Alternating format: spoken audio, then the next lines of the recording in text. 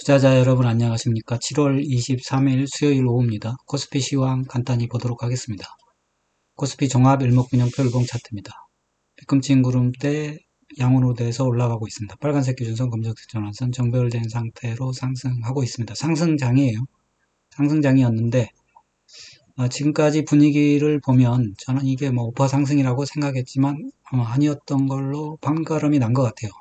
여기 언제부터냐 하면 6월 중순부터 지금까지 계속 조정장인 것 같습니다. 물론 조정이 2로 나올 수 있냐? 그럴 수도 있는 것 같아요. A, B, C 파동은 이렇게 올라갈 수도 있습니다. 그렇고 지금 현재 조정 중이고 종목 간에 키 맞추기 하는 거죠. 조정장이라는 게 별거 없어요. 많이 오른 종목은 빠져줘야 되고 들어오는 종목은 좀 올라오고 그런 장세가 계속되는 것 같습니다. 그래서 제가 이번 장세를 팬데믹 장세랑 비슷하다 얘기했는데 팬데믹 장세 때 보면 올라와가지고 보니까 2020년에 8월달까지 올라와서 4월부터 8월까지 오른 건가요? 그렇죠. 4월부터 8월까지 한 4개월 올라와서 2달 반을 쉬었습니다. 2달 반을 왔다 갔다 해서 구름대까지 만나서 그 다음에 올라갔는데 지금 보면은 좀 빨리 올라오긴 했어요. 왜냐하면 좀 급하게 올라오는 관계로 빨리 올라왔는데 그러면 이게 6월 중순부터 조정장이면 2달 반 생각하면 그때까지 생각하면 8월달까지는 이런 장세가 이어질 수 있겠다. 뒤늦게 이렇게 생각을 해봅니다. 어쨌든 조정장이 이어지고 있긴 합니다. 조정장 치고는 상당히 강한 거죠. 코스닥입니다. 코스닥도 멀리 가나 했는데 멀리 못 가고 이게 비슷해요. 전환선을 깨버리면서 지난번에 코스닥 보면은 1파 때도 그렇고 3파 때도 그렇고 전환선 깨고 나서 계속 조정장이 이어졌는데 지금도 마찬가지일 것 같고 RSI도 과매수권에서 내려버렸거든요. 그래서 코스닥도 마찬가지의 길을 걷겠다 이런 생각을 좀 해봅니다. 거기에 반해서 나스닥은 계속 랠리가 나오고 있죠. 나스닥은 워낙 또 강한 장이니까 이게 전형적인 상승장입니다. 나스닥은 상승하고 있는데 RSI는 과매수권에서 상승하고 있습니다. 그럼 나스닥 조정 나올 때 파이널 조정 나오고 그때 돼서야 상승하는 거 아니냐 그런 생각을 좀 해봅니다. 어쨌든 아직까지는 조정장이에요. 그리고 국고채 10년물 봐야죠. 국고채 10년물 보니까 바닥은 잡은 것 같아요. 쌍바닥 잡고 10년물 가격이 본격적으로 올라오진 않는데 금리가 내려갈 걸로 확인이 되면 올라올 수는 있겠죠. 어쨌든 국고채 10년물은 바닥을 잡았고 원달러 환율입니다. 원달러 환율은 다행히 1,400원대에서 밀렸습니다. 1,400원대에서 밀려가지고 내려오고 있는데 재차 상승하려면 원달러 환율이 더 하락을 좀 해줘야 될 것 같아요. 1,350원 밑으로 가져야 될 것 같은데 어쨌든 다행인 거는 원달러 환율이 다소 고점을 쳤다 그런 느낌이 나온 게 다행인 거죠. 기준선 깨면 그 다음부터는 좀 코스피가 올라갈 수도 있겠죠. 어쨌든 지금은 원달러 환율도 알고 보면 또 박스권이고 조정장이 지속되고 있다 이렇게 보는 게 맞는 것 같아요. 유가는 65달러에서 행보 중입니다. 크게 영향을 미치지 않고 있고 그럼 지표를 살펴볼게요. LRS 보니까 꺾였거든요. 데드크로스 난 상태고 R스퀘어도 내려오고 있고 멈추긴 했는데 이게 그 다음에 RSI도 60 근처에 세매고 있습니다. 그렇지만 MACD 오실레이터 잘하고 있고 5일선도 누워있고 여러 가지로 캔들도 사실 21선도 닿고 이러거든요. 그러면 조정이 맞습니다. 조정이 맞고 스토캐스틱 보면 단기, 중기, 장기 모두 과열권에 있었지만 단기는 이미 과열권에서 내려와서 50 근처에 있고 중기도 과열권에서 내려오려고 하고 있어요. 데드크로스고 장기도 데드크로스입니다. 예전에 팬데믹 때 어떻게 됐나 볼까요? 똑같은 건 아닐 텐데 어떻게 팬데믹 때도 보면 장기가 다 밑으로 내려와서 단기, 중기, 장기도 스토캐스틱 자체가 30 근처까지 침체권까지 다 내려와서 그때서야 반등을 좀 했거든요. 그러니까 아직 21선도 닿지 않고 그랬으니까 뭐 그런 과정을 조금 고통스러운 과정을 겪어야 되는 거 아닌가 뭐 그런 생각을 조심스럽게 해봅니다. 그런데 뭐 중간에 뭐 어떤 한 섹터가 갑자기 부각받으면서 올라가면 얘기는 다르겠죠. 그때는 다르지만 지금 현재로서는 뭐 그렇습니다.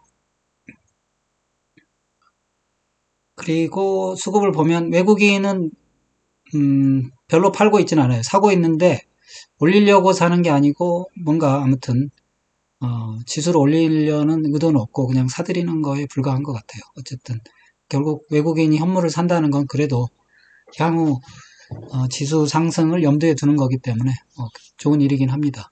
기관은 상당히 소극적이에요. 왜냐하면 외국인이 시키는 대로 그냥 기계적으로 프로그램 매매만 하는 것 같아요. 기관도 부담스럽겠죠. 이 정도 올라왔으면 자율적으로 매매하는 것보다는 외국인이 시켜주는 대로 떡밥 먹는 게 맞습니다. 캔들 차트 월봉 볼게요. 월봉은 저항대에 걸리긴 했어요. 3211, 뭐 여기 저항대 걸려서 멈춰 있고, 막혀 있고. 캔들 차트 주봉입니다. 주봉 보면은 3주째 일치하고 있거든요. 그리고 5주선이 살짝 휘었어요. 그래서 이런 것들이 약간 뭐, 그 꼭지 증사인 거죠. 이게 5주선을 깼나요? 지난번에 팬데믹 때는. 팬데믹 때 보니까 5주선을 여러 차례 깼네요. 여러 차례 깨고, 결국 20주선이 와가지고 20주선이 올라와서 만날 때까지 기다렸다가 올라갔는데 그러면 상당히 시간이 꽤 오래 걸릴 텐데 꼭 그렇게 될 것 같지는 않고 이번에는 워낙에 급하게 올라왔으니까 20주선이 아니고 10주선 정도 옆으로 행보하면서 10주선 정도 만나면 그 다음에 상승할 수 있지 않을까 이렇게 생각을 해봅니다. 캔들 차트 일봉입니다. 일봉 보면은 지금 뭐 21선이 닿았어요. 처음으로 단 것 같아요. 지금까지 21선이 한 번도 안 닿았는데 올라오면서 그렇죠. 장중이지만 21선 닿았어요. 그렇다는 얘기는 21선과 만나고 싶다 뭐 이런 얘기고 거래가 음봉 거래가 상당히 커요. 이게 뭐 양봉 아닙니다. 그래서 거래도 크고 뭐 여러 가지 보면 저 한동안 좀 헤맬 수도 있겠다. 뭐 지금까지 한동안 헤맨 거거든요. 사실은 우리가 인지를 못했지만 6월 중순부터 헤맨 건데 한 달 한 달 정도 헤맸는데 앞으로도 8월 말까지 헤매려면 한 달 반 정도는 더 헤매야 될 것 같습니다. 그러면 종목들 볼게요. 삼성전자입니다. 삼성전자가, 많이 올라왔어요. 많이 올라왔고, 전환선까지 이제 조정이 나왔네요. 조정이 나왔고, SK하이닉스는 27만원 선에서 멈춰 있긴 합니다. 현대차하고 기아가 그동안 소외되어 있었는데, 오늘 올렸어요. 많이 올렸는데, 지수가 안 올라가는 거 보면, 키 맞추기 한 거죠. 다른 종목은 내려가고, 이런 종목이 올라가고. KB금융은 기준선은 지키고 있습니다. 신한지주도 기준선 아직 닿지 않았거든요. 금융지주는 버티고 있고 보험주는 기준선 아래로 내려왔어요. 그래서 좋지 않은 흐름을 보여주고 있어요. 보험주가 좀 약해요. 증권주도 완전히 내려왔네요. 주권주. 미래에셋증권, 삼성증권 기준선까지 깼어요. 그래서 이런 애들도 그냥 또 올라가기는 부담스러우니까 조정이 나와야 되겠죠. 그러다 보니까 시간이 필요한 거 아닌가 뭐 그런 생각이 듭니다. 삼성물산도 기준선 깼네요. 한국전력은 잘 버티고 있습니다. HD한국조선해양 조정 중, 삼성중공업도 고점 만들었고, 크래프톤 여전히 바닥을 헤매고 있습니다. 좋은 종목이 안 보여요. 삼성바이오로직스 헤매고 있고, 셀트리온도 어제 꼭지 만드는 것 같은데요. 아니, 이틀 전에. 카카오 네이버 여전히 하락하고 있습니다. 이런 종목이 올라가면 좋은데, 이런 종목도 계속 하락 중입니다. 삼성 SDI, LG에너지솔루션. 사실 주도주가 되기에는 좀 힘든 종목인데 어쨌든 바닥 찍고 반등 중입니다. 현대건설 하락, GS건설도 하락세고 방산주도 꺾였어요. 현대로템도 꺾여서 전반적으로 그러니까 이런 것들이 KT도 멈췄네요. SK텔레콤도 박스권. 그러니까 상승하는 종목은 없고 그냥 키 맞추기 하는 정도 뭐 이렇게 될 것 같습니다. 그래서 뭐 그래서 지수가 뭐 크게 하락하지도 않아요. 세력이 뭐 지수를 크게 하락시키는 건 아니고 장을 깨고 싶진 않으니까. 어쨌든 근데 인버스가 꾸역꾸역 40까지 올라왔네요. RSI가. 이게 내려가는 게 뭐 대세인가 뭐 이런 생각이 드네요. 당분간은. 에버리지는 전환선을 깼습니다. RSI 내려오고 있는 거 보면 결국은 어느 정도 하락은 해야 되지 않나 뭐 그런 생각을 좀 해봅니다. 그러면 외국인들이 어떻게 하고 있는지 한번 볼게요.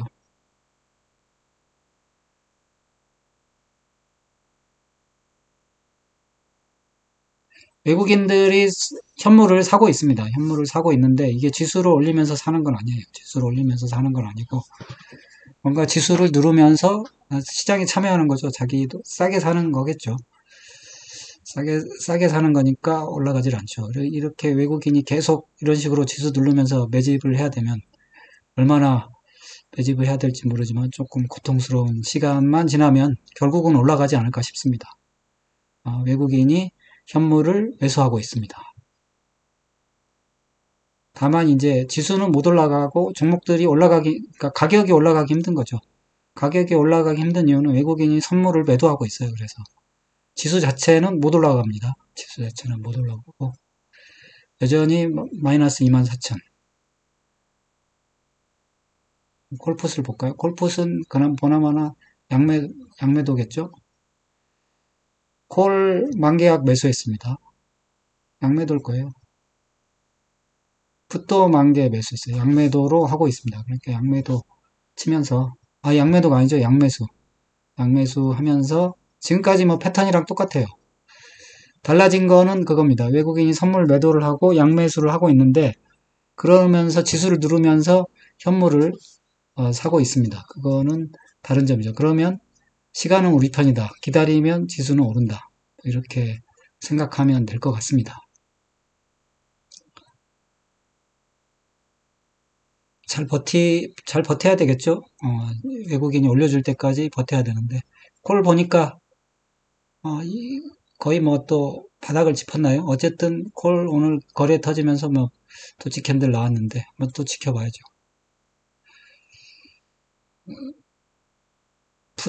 풋도 도치 캔들 나오고 거래가 많이 터졌네요. 이거 방향은 어디로 정할지는 외국인이 정하겠지만, 외국인이 현물을 사고 있으니까, 그렇게 뭐 많이 빠지진 않을 것 같은데, 그렇다고 외국인이 선물을 매도하고 있으니까, 오를 수도 없는 그런 장이 될 것 같습니다.